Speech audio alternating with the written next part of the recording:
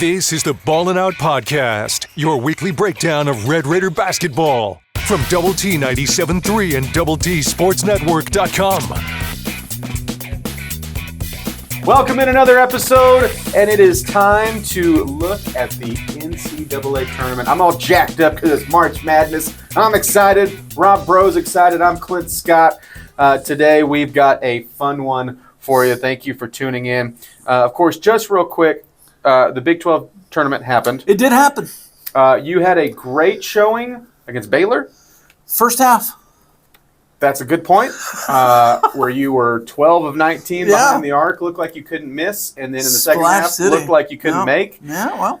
And then you have some players out in against Arizona, and that felt to me, as we just take a quick peek at that, like, hey, let's just get healthy for the tournament. And you have McMillan, you have Williams sitting out, and you get beat by Arizona. Still put up a good fight.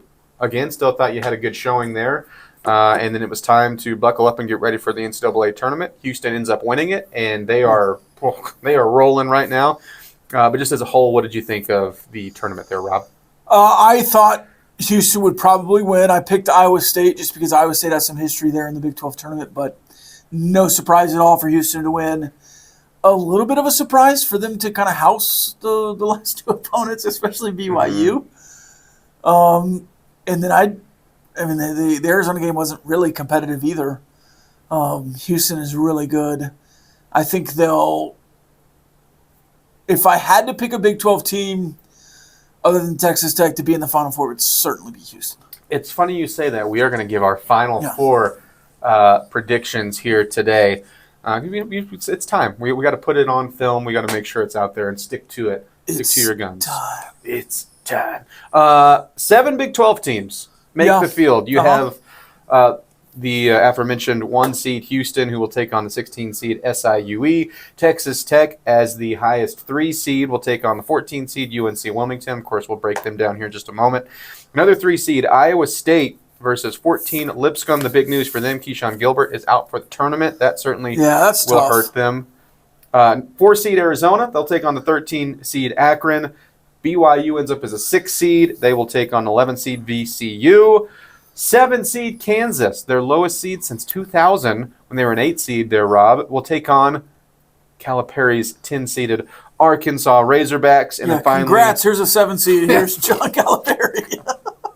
And then Rick Pitino on the other side of that part of the bracket. And Omaha jumping on trash cans. Yeah. And then your lowest seed, the 9 seed Baylor, who will take on Mississippi State. Just as a whole, lots of things to take from this. There's a big story around North Carolina and Texas getting in. SEC has 14 seeds.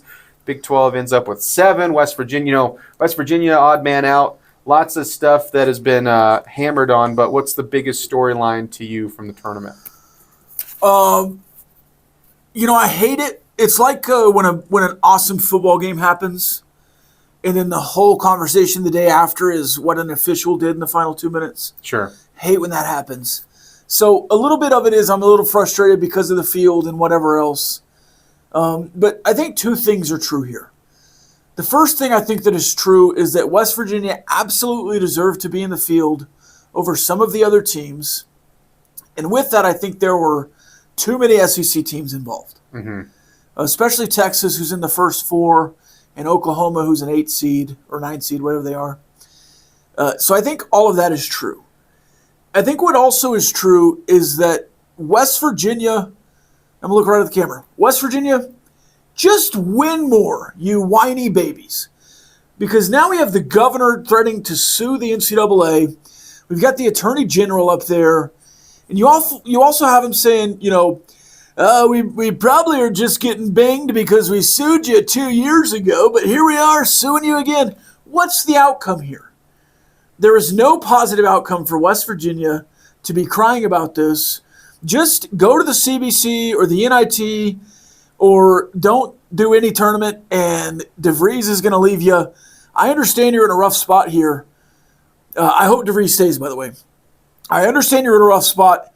If Texas Tech was in the same spot and Dustin Burrows and Ken Paxton or whoever else are doing a press conference and Governor Abbott comes out and is talking about it, I would not be happy with that. I would not be happy with that. Yeah. And I would want Kirby Hocutt to come out and say something forceful about how Texas Tech got jobbed and they deserve to be the NCAA tournament. But we're going to do whatever else this offseason to make sure we're not in the predicament to leaving it up to the committee next year. We want to be good enough to just get seeded, and we're fighting for a 1-seed international championship next year. Look, I like the tough thing when you look at this is it is in the hands of a committee. Yeah. And yes, they look at the whole body of work. Yes, if I hear new metrics one more time, by the way, I'm going to lose it. Just shut up with that. Yeah. You wanted North Carolina in, you put North Carolina in. Yeah. Whatever. Again, I'm with you. You don't leave it in the hands of people that as a group are going to make a decision, and you're not truly just going off of numbers.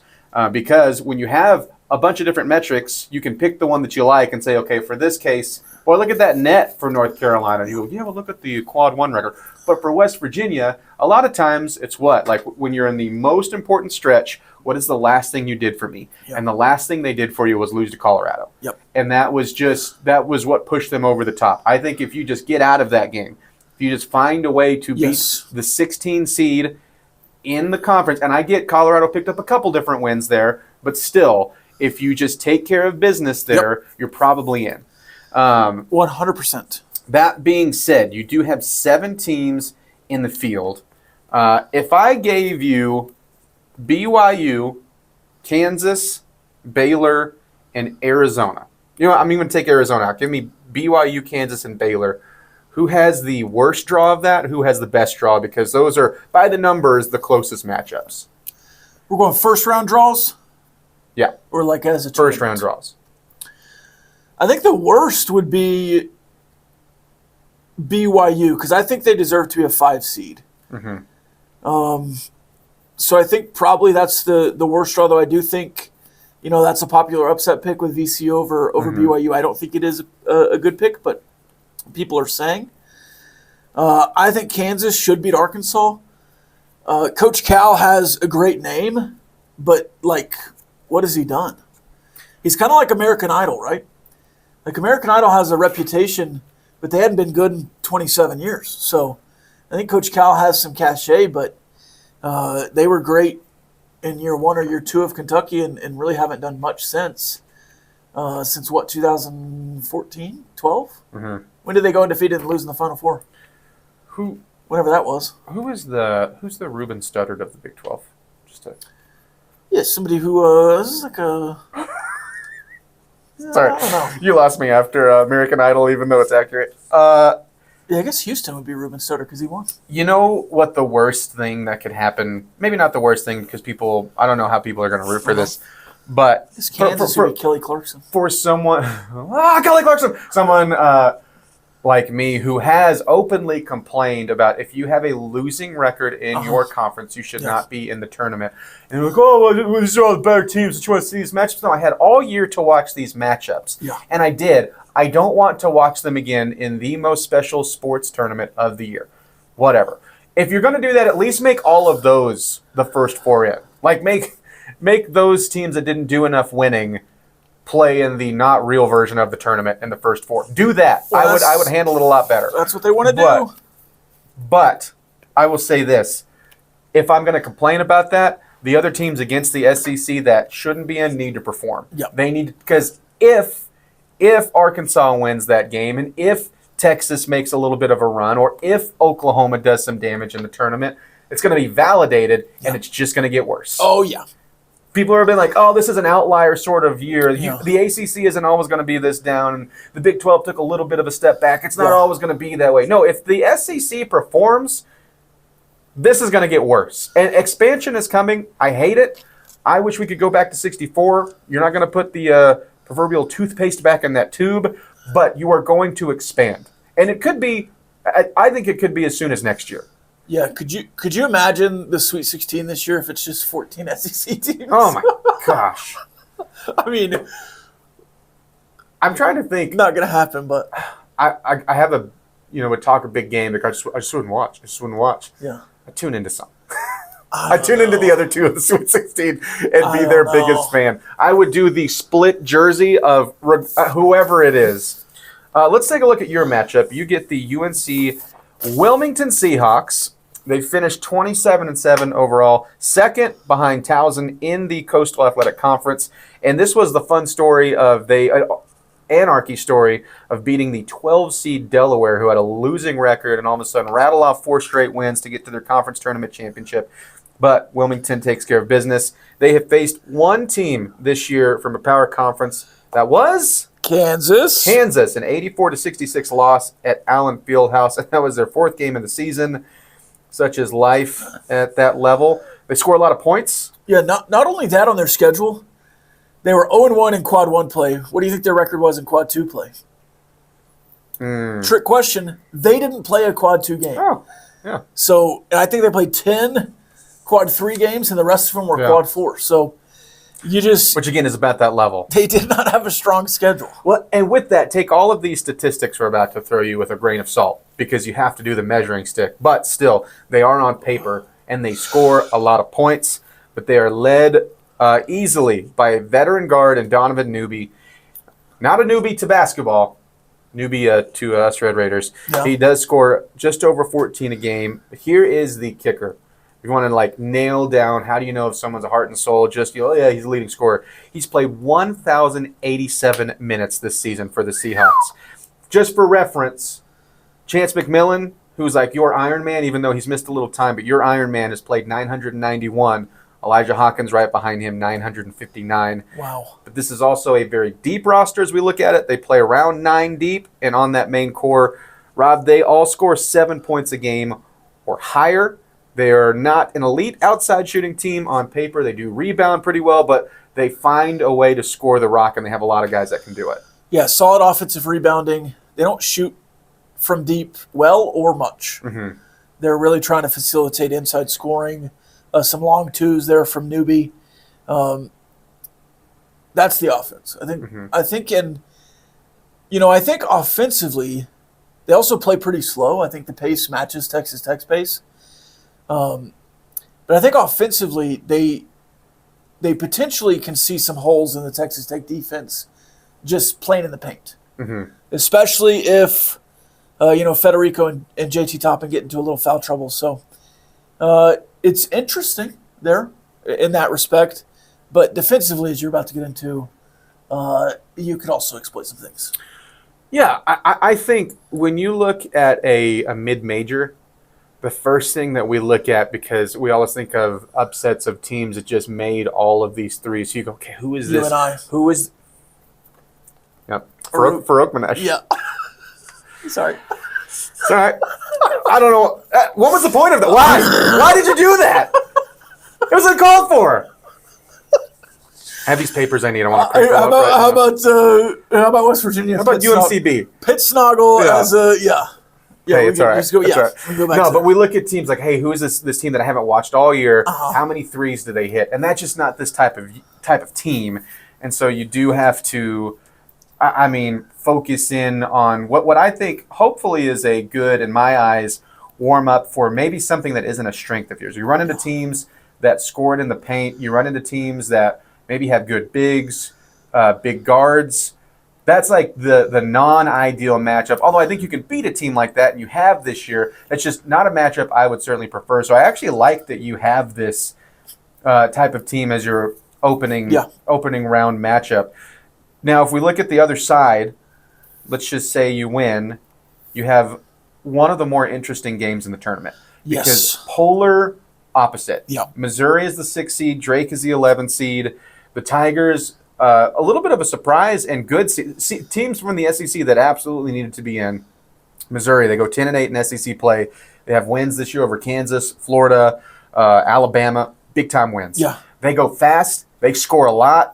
They're around 85 a game, even in a good conference that plays really good defense. They're athletic. They run. And then Drake is just like, here's your half-court set. Everything has a purpose. Here's 12 passes. Yes. Yeah. And I love that you have just two conflicting styles there on the other side.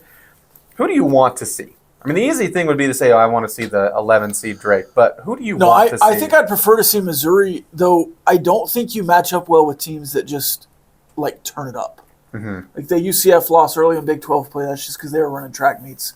Arizona State at home running a track meet. Now, you won that game, but it took a Herculean effort from JT Toppin. I think you match up well with Drake. I think you do some similar things. You tried your damnedest to hire Ben McCollum twice. Yeah. McCaslin knows. Also love what he's already done. Oh, yeah. Like that was like the easiest thing to predict ever that he would be successful, although I still think it's hitting a little bit earlier than what people thought. Oh, yeah. 30-3 this year. He might parlay it into a second job. I think he's the kind of guy that sticks around a couple years, but I mean, if you're getting offered Indiana, well, that's DeVries' in job. that area. So. Well, I think he's going to Iowa, hopefully. That's true. Again, I don't want to make it seem like I hate West Virginia. That's right. DeVries to Iowa. Yeah. That's going to be a fun coaching cycle. That would be tough for West Virginia, because I think they made a good hire, and old Ren Baker would be doing it again for the third time, technically. Sorry, I didn't mean to run you off course there. But yeah, like Ben McCollum. Yeah, I love Ben McCollum, but I think you match up better with Drake. They are very good. But if they, have their big upset in round one, I think just athletically, you match up better with players from the Missouri Valley or wherever they came from before Drake. Yeah. I think you have a really good chance against either team to be in the Sweet 16. I personally would rather play Missouri because the Ben McCollum, Drake, McCaslin, student-teacher kind of thing is just more of a headline than I want. And I love beating Missouri. The thing that I'll do what I like and don't like about each team. What I like about Missouri is that they don't defend well. No. And part of that is their pace. Their goal is to outscore you. Yeah. And you have beaten teams like that. The thing that I don't like about is Marv Mitchell, Caleb Grill, and Tamar Bates. I mean, you have a trio there that light it up. Yeah. And, again, that's another team that they have a lot of guys that can score it, but those are your headline grabbers, and they do it really well. What I like about the Bulldogs, you're more talented than them. I think so. You're easily more talented than them, but the thing that I don't like about it that jumps off the page is they have one of those guys that seems like he could be a tournament story in Sturts. Yes. 20 points a game, does everything for him, and if the way that they slow it down, if it's, you're going down to important possessions and there's a handful of them that decide that game and that sort of pace, those are the type of games that you walk away going, that was a low-scoring game, and this mid-major scored one more basket than you, and it was a player that just had this shot or play that will now, when one shining moment plays, it's one of the first ones you see. Yeah. That's the sort of team that Drake could be to me. Yeah. And so I think I'm the opposite, though. I would rather see Drake. Missouri and their kind of feast or famine electric sort of thing is scary. Again, I like you. I like you to get into the Sweet 16 and get out of this bracket, but as we look at it, there are some, just like everybody is saying in their parts of the bracket, there's some scary things to me about Missouri. Certainly. And I think you have to be focused on the Seahawks of UNC Wilmington. That's a 15-point line. And I think you'll probably, if not for sure, be favored against either Missouri or Drake in the second-round matchup. I believe, according to some books, you are favored as the second highest odds to get out of this regional into the Final Four, with Florida being one. In other books, St. John's, the 2 seed, is still ahead of you. But, like K-Ford percentages and all that, I think really have some high expectations for Texas Tech. As we record this podcast, it is Tuesday, about 48 hours away from, 56 hours away from game time. What about the 9-10 tip, baby? So you have plenty of time to watch this before the tip-off. But if you're watching this after UNC Wilmington and it's either Drake or Missouri that you're playing next, I think we'll be seeing you again talking about more games next Monday or Tuesday as we kind of refocus into the round of 16, the Sweet 16. Yeah, you and Choice will have a little bit of a instant reaction and turnaround. Right. So let's do this. I forgot about that. Well, let's do this real quick. This is the important part. This is the part I'm most excited about. One, how many brackets do you do each year? Somebody on, I guess, CBS after, or maybe it was, I don't know where it was. I was watching CBS Sports Network, kind of the post game of the selection show. Said you do the 3 H's. Mm-hmm. You do the hurried one right after the selection show. You do the one with your head, and then you do one with your heart. Mm-hmm. I probably do 5 brackets. I kind of do a practice bracket. Mm-hmm. That's probably my hurried one, where I just kind of run through and kind of like just gut reactions. But I do at least 3 to 5, I would say. I'm going to try to just do one this year. I've already done it. Okay. I'm going to just, because if I start doing multiple, I'll end up with like 15. Ask that question, speaking of choice, ask how many he has by the time the tournament starts, because it's going to be a lot. I do normally decide on a Final Four Mm-hmm. and then get there different ways. Okay, so then that's a perfect transition. How far do you think Tech gets in your bracket of integrity, if you will? And then who is your Final Four? Who's your champ? I can say with some certainty that Texas Tech will be an Elite 8 team. Mm-hmm. And, Florida has done a really good job. Their defense, stalks you Mm-hmm. as they move through their games. But I think Florida probably gets to the Final Four. I would put Texas Tech in the Elite 8 Mm-hmm. for sure, because I think they'll beat St. John's. But what? I think they're going to beat somebody else. You know what? You think they'll beat Arkansas? No, I think it's somebody Omaha? else. It's somebody else. You think so? I think so. Okay. That would be Kansas for the people at home. I don't think Tech wins that game. You do think they do, or you don't? I do. No, Okay. I think Tech's an Elite 8 team as well. I haven't. Yeah. You know what? I try not to be a homer. I'm a homer. I think this team is one of the best 4 in the country. I want to take Texas Tech in my Final Four out of the West, and I don't really feel bad about it. I wish. And look, this is a sort of feeling that leads to you save it, and Florida gets knocked out in the round of 32. Yeah. I think you have the best team in the conference or in your bracket right now. Yeah. I wish you had any other 1 seed. I think Florida makes it. I think Michigan State gets past Auburn. I'm in you there. With you. I don't. I'm in with you there. Michigan State. Real raggy. Was like Zoink Scoop. I do think Houston meets up with Tennessee and gets through the Final Four. This is boring. And then and then I have Bama. This is where I think Duke falls in the Sweet 16. I think Cooper Flagg's injury goes into the tournament a little bit. They run to Arizona. Arizona gets into the Elite 8. They go against Bama. Bama gets into the Final Four. It is a 1-versus-1 championship with Florida taking down Houston for me. Yeah. You said Alabama in the Final Four? Mm-hmm. I think Nate Oates is a top 10 fraud in college basketball. Don't like Nate Oates at all. Don't trust him in March. I don't trust him. I trust Mark Sears. Is he injured or is the other guy injured? I think the other guy's injured. Okay, the other guy. Well, as the legendary T-Pain says, he's got a mansion in Wisconsin. I wouldn't be surprised at all to see Arizona and Wisconsin in the Elite 8. You know who I have beating Wisconsin? Montana? BYU. Okay.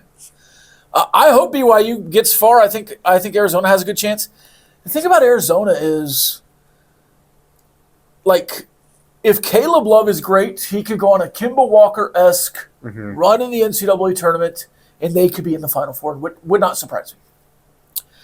I think Houston has a bit of a cakewalk, though McNeese and Clemson, the winner of that game, will be right there for them. I think Purdue's a little bit of a wild card there too. Yeah. But I'm with you with Clemson and McNeese. And then so Final Four, we're going Michigan State. I think we both agree there. Yeah. You're going Florida. Mm-hmm. I'm going Texas Tech. We're both going Houston. Mm-hmm. You're going Alabama. I'm going Alabama. If I had to lock one in today, I don't mind having 2 1 seeds in my Final Four. I would probably just put Duke in there. I'm not as worried about Cooper Flagg as other people are. Though I would take, if you gave me Alabama versus the field, I would take the field. Well, I know. yes. I know. Yeah. I think the East, to me, is the most volatile and feels the most open. Yeah. If you made me lock down one team for my Final Four, the one I feel the most confident, I'm with you. Yeah. I think Houston is playing such good basketball right now, and I love every single matchup they're going to see. When they see Gonzaga in the second round and beat them by 25 points, it's going to be hilarious. All right, you can't pick a 1 or 2 seed. Who's your Final Four? Ooh, Texas Tech. Yeah, agreed. That's the easy one for Yep. me. It's a great question as I go to Clemson. Yeah, in the Midwest. Mm-hmm. I think McNeese beats him, but I'm down with Clemson to go. I guess by default that makes it Arizona. I love that. And then okay, here's your winner, wild card. It's the winner of Ole Miss Iowa State, right? Here's your Louisville. Louisville was Ooh. underseeded.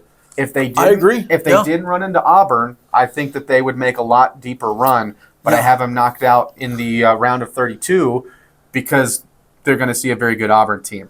And so if they got past Auburn, man, I know I have Michigan State out of this, Yeah. but still, I think that they're my third favorite team from that. Iowa State they're still really good, but just being without Gilbert scares me. Yeah. For them. I think Louisville will beat Auburn. Oh yeah, Yeah. I wouldn't be surprised with that. Auburn did not finish well.